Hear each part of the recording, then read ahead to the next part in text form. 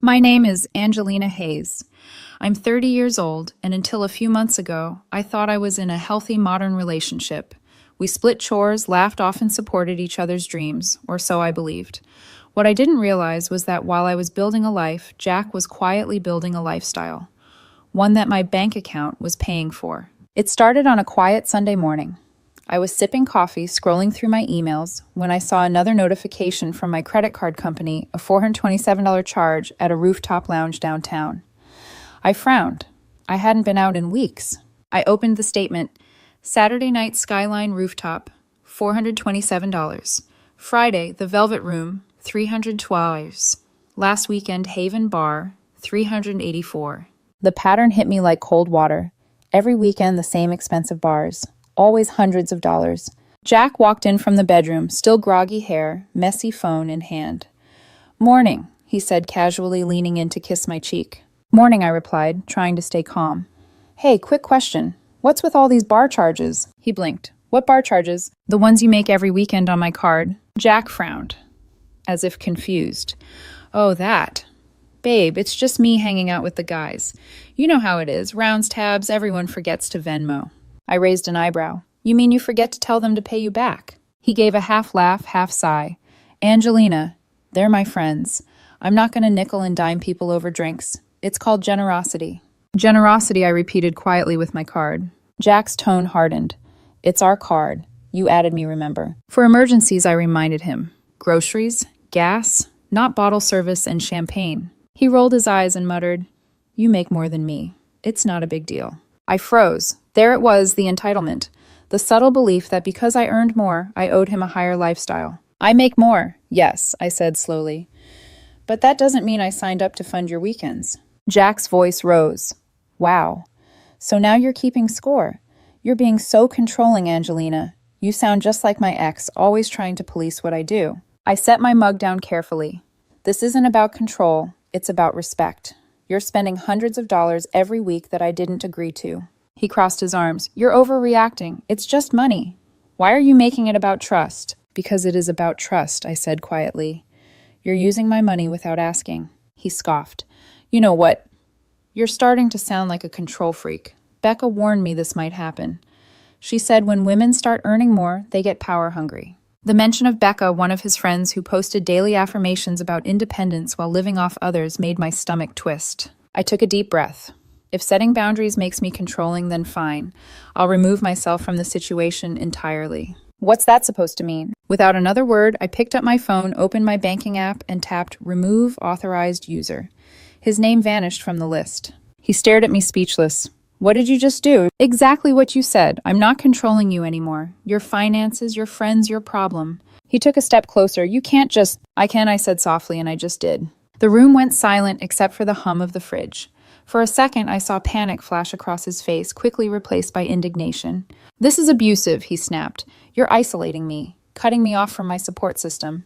I almost laughed. Your support system. The ones you buy drinks for every weekend. Maybe they can support you now. He glared at me. You don't get it. They're my friends. They've been there for me. Right, I said, keeping my tone even.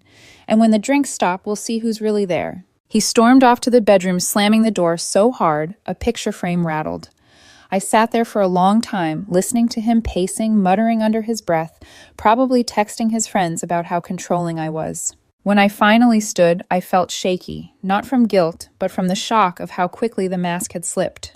That evening, I heard him laughing loudly on a video call. Yeah, man, she freaked out. Said I was spending too much, like sorry for having a life. Then silence. His tone dropped. Of course I'll still come Friday. Don't worry, I'll figure it out. I smiled sadly to myself. He will figure it out. Just not the way he expects.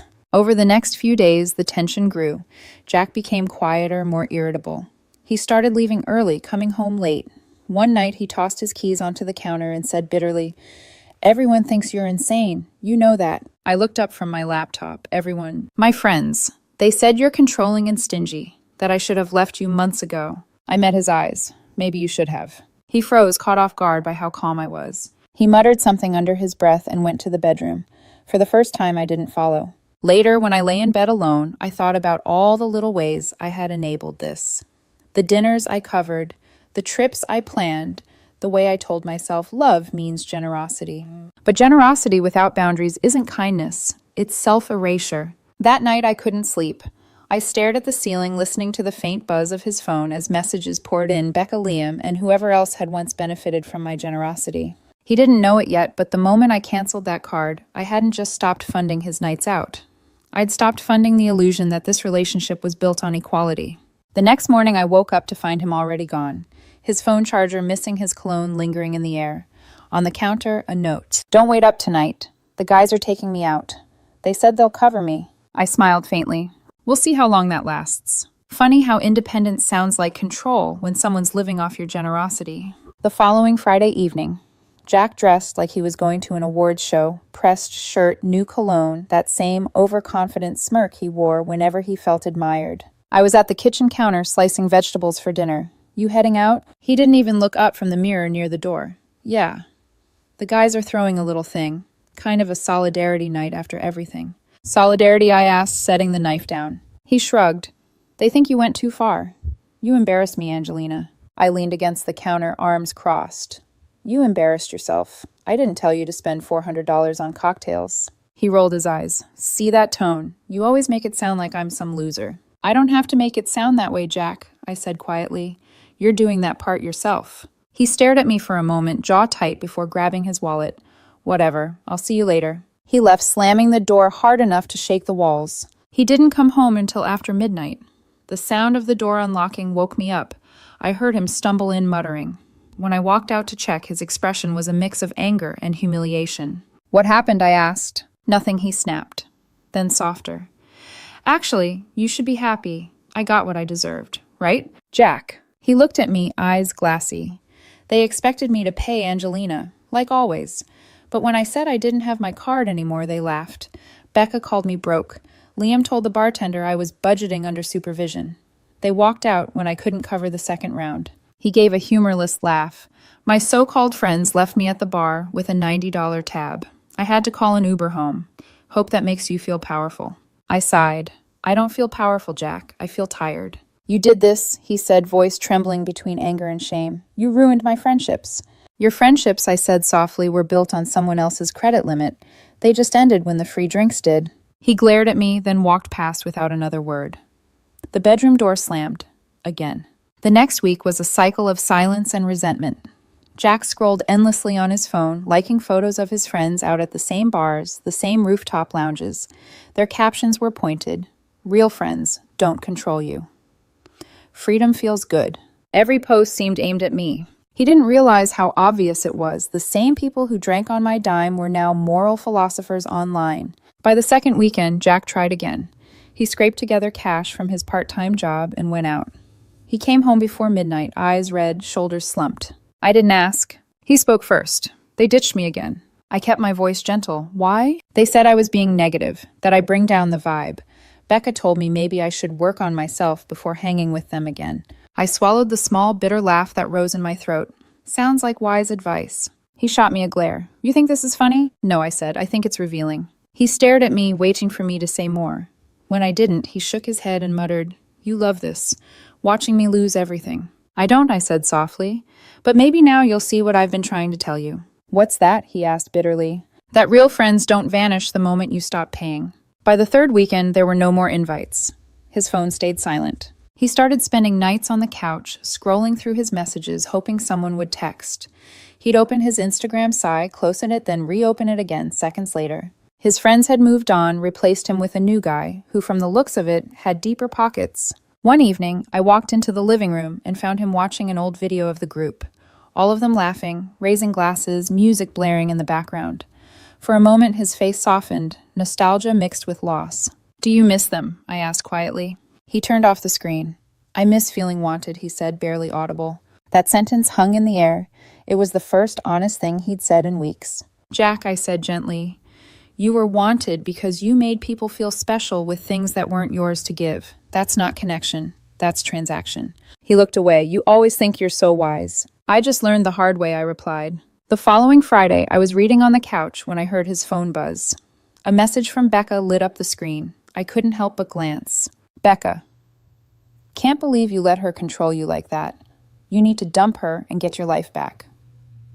Drinks tomorrow. My treat. A minute later, another from Liam. Becca's new guy is loaded. She's planning something wild. You in? Jack stared at the messages for a long time, then sighed and put the phone face down. He didn't reply. Instead, he said quietly, you win. I looked up. What does that mean? I'm done trying, he said. They're fake. You were right. Happy now. It wasn't satisfaction I felt. It was grief for the illusion he'd been clinging to, for the person I'd once thought he was. I'm not happy, I said. But maybe this is the first time you're seeing the truth. He didn't answer. He just sat there staring at the dark TV screen that reflected both of us, two strangers living under the same roof. Over the next few weeks, the house grew quieter.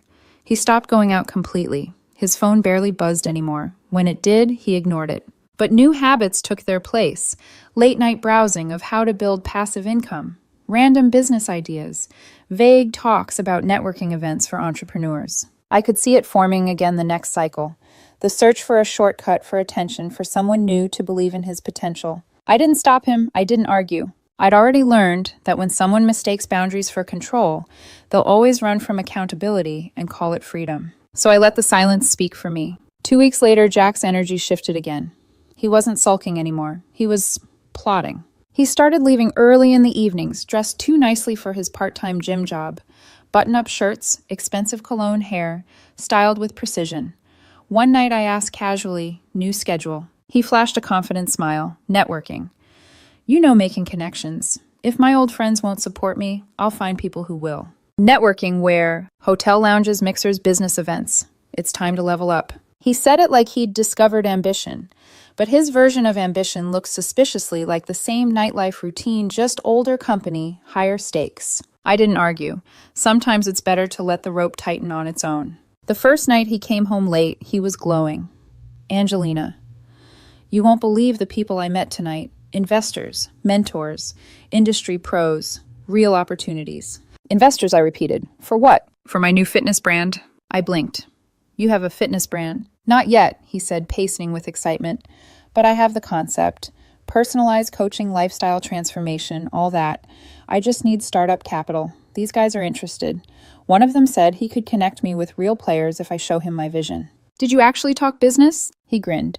Mostly drinks tonight, but you know how deals start, relationship first. Right, relationship first. A few nights later, he came home at 1 a.m., tie loose, the smell of perfume clinging to his jacket. Everything okay? I asked quietly. He waved a hand. Yeah. Met a potential investor. Name's Richard. Owns multiple gyms across the city. He said I've got entrepreneurial energy. I leaned against the counter. And what did you invest to earn that compliment? He shot me a look.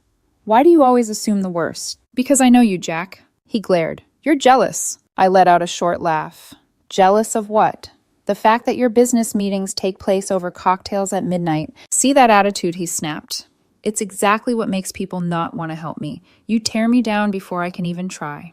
Or maybe I just see what you call trying for what it is, freeloading with better lighting. He froze, his pride bruised.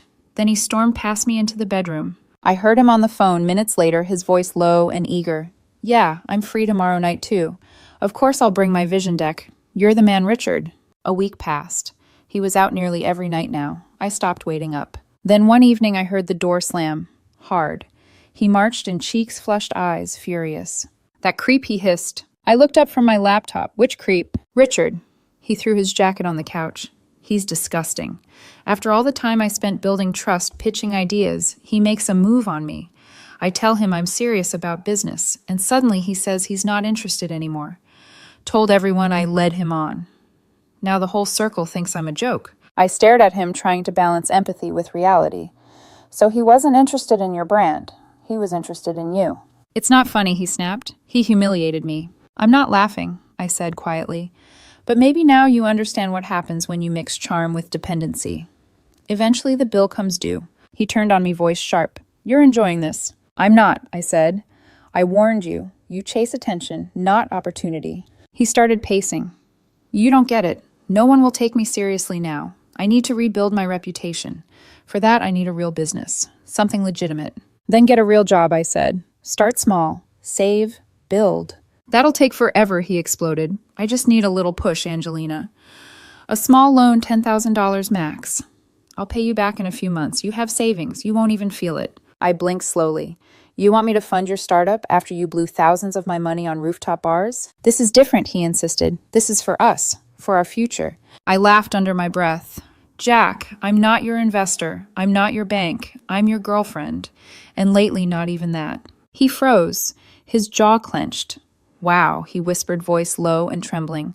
After everything I've given up for you, this is how you treat me. What exactly have you given up? I asked softly.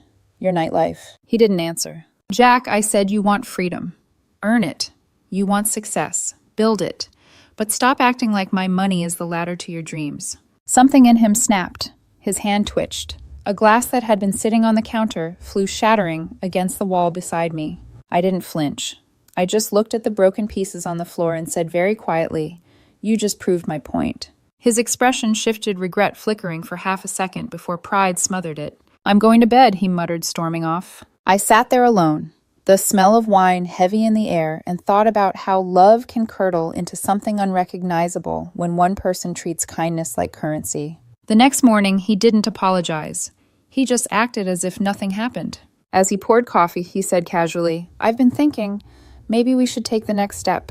Move forward as a team." I looked up slowly. "What do you mean?" He smiled faintly. "You'll see." Something about his tone made my stomach drop. He wasn't done yet, not even close. Jack spent the next few days acting like the perfect partner. He started waking up early, making breakfast, offering to drive me to work. He even left small sticky notes on the fridge. "Have a great day, love you." Gestures that might have been sweet if they hadn't arrived right after a flying wine glass. I watched quietly. When people change too suddenly, it's not growth, it's strategy. One Thursday evening, I came home late from the office. The apartment was glowing with candlelight. A table was set for two. Jack stood in the kitchen wearing a crisp white shirt, stirring pasta sauce like a scene out of a commercial. "What's all this?" I asked cautiously. He smiled like a man who'd rehearsed the moment. "You've been working so hard. I wanted to do something special." I sat down still in my blazer, scanning the setup, candles, flowers, even a playlist humming softly in the background. It was the kind of evening designed to soften a no. Halfway through dinner, he reached across the table and took my hand. "Angelina," he began, voice low and serious. "I've been thinking a lot about us, about everything we've been through, and I realized something." I stayed still. "What's that?" He took a breath. "You're the one. I want to spend my life with you. No more fighting, no more distance. Just us, together. I think we should get married." For a second, I thought I'd misheard. "Married?" He nodded earnestly. "Yeah. We've been through ups and downs, sure, but that's what real couples do. We fight, we grow, we commit. Shared lives, shared dreams." He paused, eyes flickering briefly toward my handbag on the counter. "And shared finances. We'd never have to worry about money again. Everything would be ours." I set my fork down. "Ours," I repeated slowly. "Of course," he said quickly. "You said you wanted partnership, right? This is it. Marriage means no more separation, no more control. Just love." The word control was deliberate, a jab wrapped in romance. I leaned back, studying him. "Jack, is this about love, or is this about access?" He blinked. "What?" I tilted my head. "You think marrying me means you'll get your credit line back?" He frowned, feigning hurt. "Wow, that's insulting." "Is it?" I asked softly. "Because 2 weeks ago you were demanding a loan. Now suddenly you want vows." "That's not fair," he said, his voice trembling just enough to sound wounded.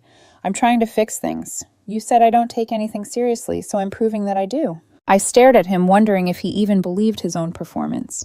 "You don't fix love with contracts, Jack, especially not ones that come with joint accounts." His charm cracked for a split second. "You make everything about money." "You've made everything about money since the day you used mine to buy your friend's champagne," I said quietly. "Don't act like I'm the one obsessed with it." He pushed his chair back slightly, his tone shifting from soft to sharp. "So that's it. You'll just keep punishing me for the past." "No," I said. "I'm just not going to let the past repeat itself." He stared at me for a long time, then suddenly stood and reached into his pocket. My chest tightened when I saw the small velvet box. He opened it and got down on one knee, right there beside the dining table, in a crisp shirt and bare feet. "Angelina Hayes," he said with forced confidence, "will you marry me?" The silence stretched. I looked at the ring, simple silver, probably bought on credit. My heart didn't race, it didn't flutter, it just sank with a quiet certainty that whatever this was, it wasn't love anymore. "No," I said softly. He blinked as if the word hadn't computed. What? No, I repeated, standing. And I think it's time you moved out. He stood too, his voice rising. You're breaking up with me, after everything I've done for you. I laughed bitterly. Everything you've done for me. You've done everything to me, Jack. There's a difference. His face flushed with anger. You think you'll find someone better. Someone who'll love you the way I did. I think I'll find someone who knows love isn't a transaction, I said calmly. Someone who doesn't confuse affection with entitlement. He looked around the apartment at the couch. He never paid for the framed photos I'd hung. The home that had always been mine, even when he pretended it was ours. You'll regret this, he said coldly. Maybe, I replied, but at least the regret will be mine, not another debt with your name on it. He grabbed his jacket, stuffed a few things into a backpack, and paused by the door. Where will I even go? I shrugged. Maybe Becca has a couch. She seemed supportive enough. The look on his face told me he already knew Becca wouldn't offer him a pillow, let alone a bed. He opened the door, hesitated, then left without another word. The moment the door clicked shut, the apartment went still. No shouting, no sighing, no manipulation, humming under the silence. Just quiet. For the first time in months, I could hear myself think. I walked to the table, blew out the candles one by one, and whispered, Partnership means two people rowing, not one person floating. I didn't cry that night. I didn't even feel angry, just weightless. Jack left 2 days later. No big confrontation, no dramatic goodbye, just a text that said, I'll grab the rest of my stuff next week. The silence after he left was disorienting at first. For months, my apartment had been filled with the echo of his voice, laughter, excuses, arguments. Now the quiet felt almost heavy, but it was mine. I spent the next few days reclaiming small pieces of my life. I changed the Wi-Fi password, replaced the locks, moved his remaining clothes into a box by the door. Every trace of him shrank until he existed only in digital form, the photos I hadn't yet deleted, the bank statements I couldn't yet erase from memory. Then came the online noise. By the end of the week, a friend from work texted me, Hey, is everything okay? Jack's posts are... something. I opened his profile. There it was, a long caption beneath a black and white selfie. Financial abuse is real. Some people disguise control as boundaries. I gave everything to someone who tried to own me. Hundreds of comments. Becca. You did nothing wrong. Proud of you for standing up for yourself, Liam. Bro, you deserve better. Random strangers chiming in, preach king. Men can be victims too. I closed the app and sat there stunned, but not surprised. He'd rewritten the story, turning his greed into victimhood, and people eager for drama believed him. For a moment, I wanted to reply to expose him, post screenshots of the receipts, the charges, the proof. But then I realized something: I didn't need to win an argument online. I'd already won my life back offline. 2 weeks later, his lies began to unravel on their own. Screenshots leaked old messages of him bragging to Becca about using Angelina's card like a pro.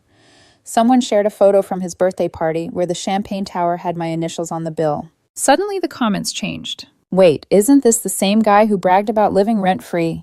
Bro, didn't you post a story from her apartment last month? He deleted the post. Then his account went private. Becca, ever the survivor, pivoted quickly. She started dating a self-proclaimed crypto millionaire and captioned her photos, "Surround yourself with people who value you." Liam followed her around like a puppy. The whole friend group imploded, each one scrambling for a new source of validation, another wallet to orbit. A month after Jack left, I ran into him at a cafe downtown. I was with a colleague. He was alone.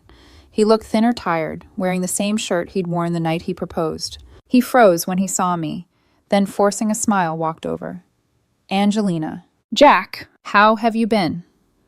His voice was light, casual, the kind of tone people use when they're pretending not to care. Good, I said simply. He nodded. I wanted to apologize for how things ended. I waited. He glanced down, fiddling with his keys. I just didn't realize how much I relied on you until I didn't have you anymore. That was the closest he'd ever come to self-awareness. I smiled politely. I hope you're figuring things out. He nodded again. Yeah. I'm actually seeing someone. Her name's Lily. She's sweet. Not judgmental like... He stopped himself, catching the trap of his own sentence. I tilted my head slightly. I'm glad she's kind to you. He hesitated like he wanted to say more, then walked away. As I stood to leave, I noticed him through the cafe window. He was talking to the new girl, animated, charming, telling a story with hand gestures I'd seen 100 times before. I couldn't hear the words, but I could imagine them, how his controlling ex never supported him, how he just needed someone who believed in him. The girl smiled at first, then her brow furrowed. She asked a question. His face tightened. That familiar dance, seduction, and denial had already begun. Later that night, as I sat in bed scrolling, I saw his latest update. Starting over, new chapter, no more toxicity. The comments were quieter this time. No Becca, no old friends, just silence. Jack had run out of hosts to feed on. A few weeks later, I got a message from Jenna, one of his old friends, the only one who'd ever been polite to me. Hey, Angelina, I just wanted to say, I'm sorry for believing what Jack said about you. We found out a lot after you two split. He told us you were controlling, but he never mentioned the $15K you spent on everyone's nights out. You didn't deserve that. I stared at the screen, half in disbelief, half in closure. For the first time, someone saw the truth, not because I shouted it, but because life revealed it naturally. I poured myself a glass of wine and stood by the window. The city below buzzed with the same weekend chaos that once defined Jack's world: music, laughter, people chasing validation in neon light. But I felt no envy, no bitterness, only calm. He was out there somewhere, probably spinning another version of himself, another story. But I didn't need to follow. I wasn't angry anymore. I wasn't even nostalgic. I was free. 3 months passed before I truly exhaled. The first few weeks after Jack left were about reclaiming space. The months that followed were about reclaiming myself. I started running again in the morning, something I hadn't done since he moved in. The air felt sharper, cleaner, like it had been waiting for me to return. I replaced our shared photos with landscapes I'd taken on solo trips, painted my bedroom a new color, and sold the couch he'd always claimed as his spot. For once, every corner of my apartment told the same story mine. One evening, I sat in my favorite cafe laptop, open, finishing a project for work. I didn't even notice the man sitting a few tables away until he asked, "Excuse me, is this seat taken?" He had gentle eyes and the kind of quiet confidence that doesn't announce itself. His name was Daniel, a software engineer who'd recently moved to the city. We talked for an hour about books travel and how both of us preferred small gatherings over loud parties. When the bill came, he reached for it, but I stopped him. "We can split it." He smiled, not offended, not defensive. Deal. It was such a simple gesture, but it felt revolutionary, not because I paid, but because I wasn't expected to. Over the next few months, Daniel and I started seeing each other more often. He never once hinted at money favors or rescue. He didn't need saving, and he didn't treat me like someone to save. We didn't try to impress each other. We just showed up. Sometimes love doesn't arrive with fireworks. Sometimes it comes quietly like sunlight through curtains, reminding you that peace can be warm too. One Saturday morning, I stopped by the yoga studio where I used to take classes before life became all about damage control. The receptionist smiled politely. "Oh, by the way, did you hear Jack's back teaching part-time?" I blinked. "Here," she nodded. "Yeah, just a few classes a week. He's quieter now, though." I hesitated, then peeked into one of the studio rooms. There he was at the front of the class, guiding a small group through stretches. His voice was calm, measured, the performative arrogance gone. He caught sight of me through the glass, startled. For a brief moment, our eyes met. There was no anger there anymore, just recognition, maybe regret, maybe relief. I gave a small nod. He returned it. That was enough. I left before the class ended. That night, as I cooked dinner with Daniel, he noticed I'd gone quiet. "You okay?" he asked gently. I smiled. "Yeah. Just closed a chapter I didn't realize was still open." He squeezed my hand. "Then here's to new ones." We clinked glasses. Later, lying in bed, I thought back to everything: the bar tabs, the arguments, the manipulation disguised as love. For a long time, I'd blamed myself for not catching the signs sooner. But now I understood something deeper. You can't save someone who mistakes your boundaries for control, and you can't build love on borrowed money and borrowed respect. When you stop being their sponsor, they call it cruelty, but it's actually clarity. A few weeks later, I got one last message from Jack. "Hey, Angelina, I just wanted to say, I get it now. You were right about everything. I wasn't ready for someone like you. I hope you're doing well." I read it twice, then typed back one sentence. "I hope you are too." Then I archived the conversation, not out of spite, but peace. Because sometimes closure doesn't come from confrontation. It comes from realizing you no longer need an apology to move on. The next morning, as the city woke below my window, I opened my journal, something I hadn't done since the early days of the relationship, and wrote, "I used to think love meant giving until it hurt. Now I know real love doesn't need receipts." I closed the journal, feeling lighter. The world outside was bright again. Weeks later, Daniel and I went out with some of his friends, kind, grounded people, who laughed easily and paid their own tabs. As the check arrived, everyone instinctively reached for their wallets. No drama, no guilt, No hidden expectations. And in that small, ordinary moment, I realized I'd finally found what I'd been searching for all along. Not romance, not validation, but balance. On the walk home, Daniel reached for my hand. "Penny, for your thoughts." I smiled. "Just grateful," I said. "For what?" "For the peace that comes after the storm." He smiled back. "Then let's keep it that way." And as we walked through the quiet streets, I knew I wasn't carrying the past anymore. Just lessons. Turns out I wasn't controlling anyone.